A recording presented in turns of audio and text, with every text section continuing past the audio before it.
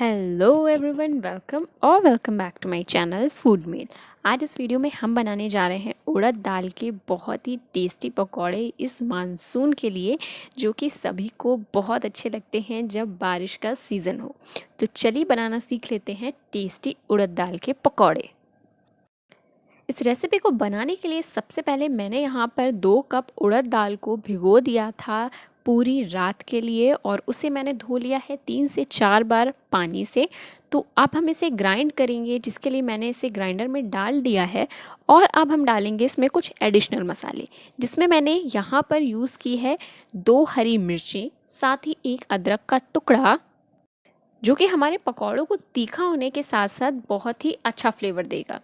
तो आप भी इस ट्रिक को ज़रूर ट्राई कीजिएगा। तो अब हम इसे ग्राइंड करेंगे। अगर आपकी दाल अच्छी तरह से ग्राइंड नहीं हो रही है तो आप उसमें थोड़ा सा पानी ऐड कीजिएगा, बहुत ज़्यादा पानी ऐड मत कीजिएगा, नहीं तो दाल जो है वो बहुत ज़्यादा गीली हो जाएगी। तो यहाँ पे बहुत ही थोड़े पानी का यूज़ करते हुए मैंने अपनी दाल को बहुत ही अच्छी तरह से ग्राइंड कर लिया है।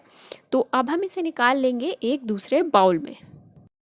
अब हमने अपनी दाल को निकाल लिया है एक दूसरे बाउल में, और अब हम इसे चेक करेंगे कि इसमें बिल्कुल भी लम्स ना हो, ये बिल्कुल मोटी ना हो।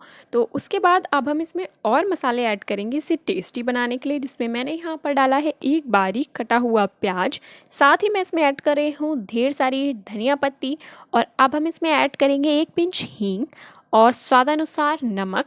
अगर आपको और ज़्यादा तीखा पसंद है तो आप इसमें लाल मिर्च भी यहाँ पर ऐड कर सकते हैं। और अब सबसे लास्ट में मैं इसमें ऐड करने जा रही हूँ 3 से 4 बड़े चम्मच चावल के आटे का।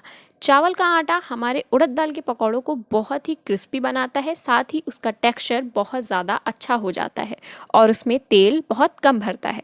तो अब हम इन्हें आपस में बहुत अच्छी तरह से मिक्स करते हैं, और अब चलते हैं सीधे कढ़ाई की तरफ अपने पकौड़े बनाने के लिए। तो यहाँ पे हमारा तेल जो है वो बहुत ही ज़्यादा गर्म है। हमारा तेल एकदम अच्छे टेम्परेचर पे तड़कता भड़कता गर्म होना चाहिए, और हम किसी स्पून की हेल्प से इसे अपने तेल में ड्रॉप करेंगे सेपरेटली, जिससे कि ये आपस में चिपके नहीं। और हम फ्लेम को थोड़ा सा मीडियम रखेंगे, ना तो हाई रखेंगे ना लो रखेंगे, और मीडियम फ्लेम पर हम इसे बहुत ही अच्छी तरह से गोल्डन और क्रिस्प होने तक के लिए चारों तरफ से बहुत ही अच्छी तरह से फ्राई करेंगे। सेम इसी प्रोसेस के साथ आप मूंग दाल के पकौड़े भी बना सकते हैं, जो कि पुदीने की चटनी के साथ बहुत ज़्यादा टेस्टी लगते हैं। मॉनसून के सीज़न के लिए उड़द दाल के पकौड़े मेरे फेवरेट हैं। तो अब हमारे पकौड़े बहुत ही अच्छी तरह से गोल्डन और क्रिस्प हो गए हैं, तो हम इसे निकाल लेंगे किसी टिश्यू पेपर पे, जिससे कि इसका सारा तेल रिलीज़ हो जाए। तो अब हमारे पकौड़े बन गए हैं, तो देख लेते हैं इनका टेक्सचर कैसा आया है। तो ये बहुत ही ज़्यादा क्रिस्पी बनकर तैयार हुए हैं। मैं इन्हें सर्व कर रही हूँ टमाटो केचप के साथ। आप इसे सर्व कर सकते हैं अपनी किसी भी पसंदीदा चटनी के साथ। तो आप इस रेसिपी को एक बार ज़रूर ट्राई कीजिएगा, और अपने एक्सपीरियंस हमारे साथ कमेंट बॉक्स में ज़रूर शेयर कीजिएगा। अगर आपको ये रेसिपी अच्छी लगती है तो प्लीज़ इस वीडियो को लाइक कीजिए, और ऐसे फर्दर वीडियोस के लिए प्लीज़ हमारे चैनल को सब्सक्राइब कीजिए। साथ ही आप बेल आइकन को प्रेस करके हमारे आने वाले लेटेस्ट वीडियोस के अपडेट देख सकते हैं। Thank you.